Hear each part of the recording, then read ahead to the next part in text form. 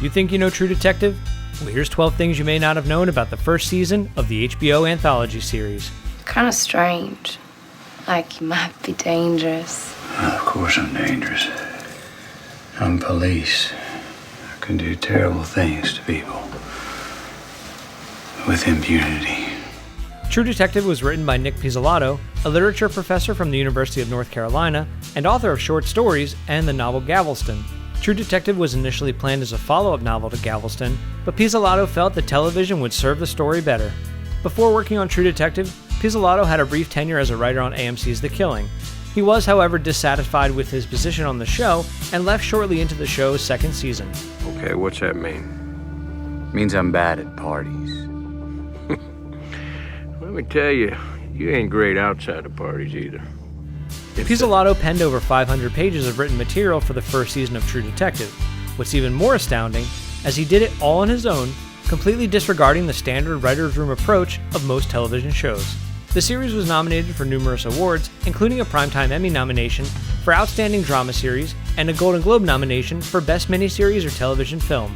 Matthew McConaughey and Woody Harrelson were both up for an Emmy for Outstanding Lead Actor in a Drama Series, but lost out to Bryan Cranston for Breaking Bad. You're goddamn right. Because True Detective has an anthology format where each season is contained in one plotline, the show was able to attract actors who may not have normally been interested or capable of doing a cable network show. The single-season commitment allowed A-list actors Matthew McConaughey, Woody Harrelson, and Michelle Monaghan to serve as a primary cast.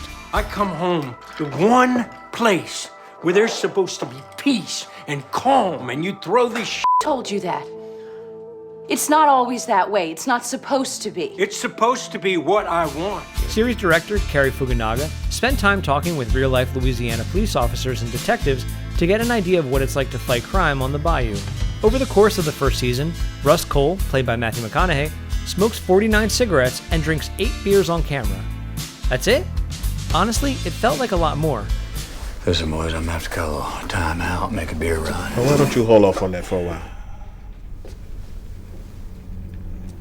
All right, well, why don't you get it then? We really don't want to do that. Move over, Game of Thrones Season 1. True Detective averaged 11.2 million viewers per episode, making it the most watched first season of an HBO show since 2001. One of the most talked about sequences in the show is the 6-minute Steadicam shot in episode 4, Who Goes There? This action sequence that spirals through a gang-ridden neighborhood easily took the most preparation of any sequence. Quote, "That was the most fun I had on the series," says cinematographer Adam Arkapaw. The shot goes in and out of 3 different houses, across 2 streets, over a fence, through a vacant lot, and into a getaway car. We had helicopters, we had a lot of weaponry, fight sequences, broken windows, gunshots, pyrotechnics, and about 100 extras choreographed into the set piece. And because the sequence occurs at night, it also required the team to install about 100 extra lights throughout the neighborhood. When creating True Detective's title sequence, production studio Elastic were inspired by photographic double exposures. Creative director Patrick Clark said, quote, "It made sense for the titles to feature portraits of the lead characters built out of the place they lived. This became a graphic way of doing what the show does in the drama, reveal characters through location." Speaking of the show's opening sequence, it's gone on to inspire Comedy Central stars Key and Peele's second season intro, which directly mimics True Detective's style of double exposures and bleak landscapes. True Detective explores the inner workings of Rust Cohle. All kinds of ghettos in the world. It's all one ghetto, man. Giant gutter in outer space. While preparing for his character, Matthew McConaughey wrote a 450-page analysis titled The 4 Shapes of Rustin Cohle. Here's how McConaughey describes his character's evolution over the series. Crash is, quote, "our deep narco wild ass, a guy who goes all the way. This is where Cohle has all the freedom. He can go over the edges, this guy." 1995, Cohle is coming off the years of being Crash. He's trying to walk the line, monk-like, trying to hold it together. Xerox all you want.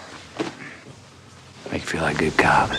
2002, Cohle is a guy who's made his boundaries clear and has to mark less territory, so he's relaxed into his way of the world, but the case is still his lifeline. 2012, Cohle is a guy who lived longer than he hoped, fallen prey to his own beliefs, more cynical, angrier.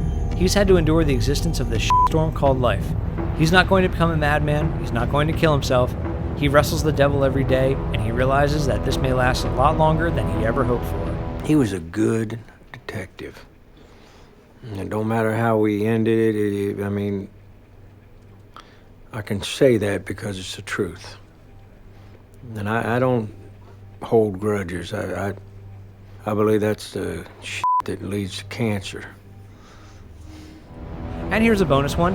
In an interview, Pizzolatto admitted to toying with the idea of ending the show with Rustin and Marty disappearing into Carcosa and never emerging. However, he felt that this was too easy of an ending and fought against the realist tones that he had established throughout the series. That's it for this episode of You Think You Know TV. Make sure you subscribe, like us on Facebook, follow us on Twitter, and get the latest movie and TV news on ScreenCrush.com.